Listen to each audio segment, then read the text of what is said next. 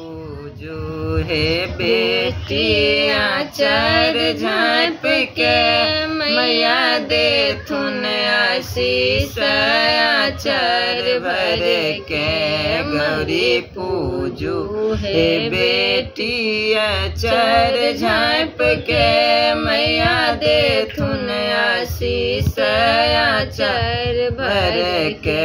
मैया दे थुन आशीष आचार भर के हम मैया से मांगे छी वरदान हम मैया से मांगे छी वरदान सदा सिंदूर भरल रहे साथ हमार सदा सिंदूर भरल रहे साथ हमार हम जावत जीवत रही यही बात हम जावत जीवत रही यही बात सदा गूंजत रहे मोर पिया जी का नाम सदा गूंजत रहे मोर पिया जी का नाम गौरी पूजू हे बेटी आचार झाँप के गौरी पूजू हे बेटी आचार झाँप के मैया दे थुन आशीष आचार भर के मैया दे थुन आशीष आचार भर के हम सासुर ले मांगे छी वरदान हम सासुर ले मांगे छी वरदान सास सासुर से भरल रहे मकान सास सासुर से भरल रहे मकान हम आबित कहा भी बड़ा लक्षण मान हम आबित कहा भी बड़ा लक्षण मान सदा गूंजत रहे मोर ससुर जी का नाम सदा गूंजत रहे मोर ससुर जी का नाम गौरी पूजू हे बेटी आचार झाँप के गौरी पूजू हे बेटी आचार झाँप के मैया दे थुन आशीष आचार भर के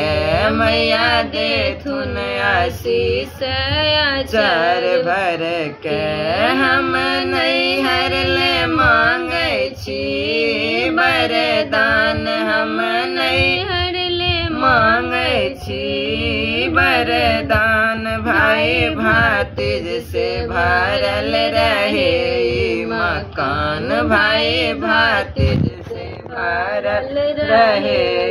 मकान हम आबत रही करी विश्राम हम आबत रही करी विश्राम सदा गूंजत रहे मोर पिताजी का नाम सदा गूंजत रहे मोर पिताजी का नाम गौरी पूजू हे बेटी आचार झाँप के गौरी पूजू हे बेटी आचार झाँप के मैया दे थुन आशीष आचार भर के मैया दे थुन आशीष आचार भर के हम मैया से मांगे छी वरदान हम मैया से मांगे छी वरदान हमर आंचल भरल रहे सातो जन्म हमर आंचल भरल रहे सातो जन्म हम जीवन जीवत पहरी सिंदूर कंगन हम जीवन जीवत पहरी सिंदूर कंगन सदा गूंज गूंजत रहे मोर ललन सबका नाम सदा गूंजत रहे ललन सबका नाम। गौरी पूजू है बेटिया चार झाँप के गौरी पूजू है बेटिया चार झाँप के मैया दे थुन आशीष